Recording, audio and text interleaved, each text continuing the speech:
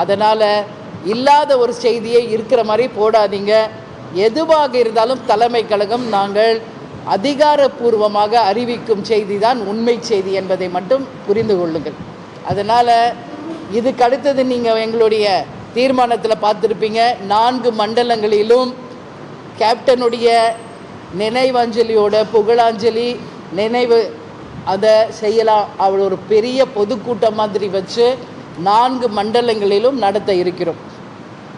அது எப்பொழுது என்கின்ற தேதியும் உங்களுக்கு அறிவிக்கப்படும். வருகின்ற 12ஆம் தேதி தேசிய முற்போக்கு திராவிட கழகத்தினுடைய கொடி நாள்.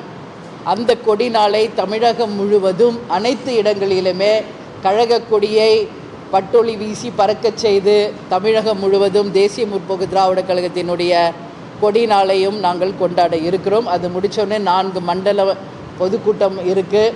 மாபெரும் பொதுக்கூட்டமாக அதை நடத்த இருக்கிறோம்.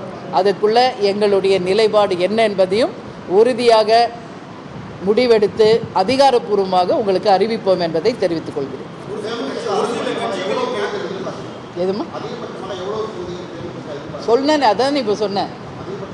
14+1 2014 தேசிய முற்போக்கு திராவிட கழகத்திற்கு தந்தது போல 14 பாராளுமன்ற தொகுதியும் ஒரு ராஜ்யசபாவும் யார் தருகிறார்களோ அந்த கட்சியோடு தான் நம்ம கூட்டணி போகணும் அப்படின்னு சொல்லி ஒட்டுமொத்த மாவட்ட கழக செயலாளர்கள் சொல்லியிருக்காங்க.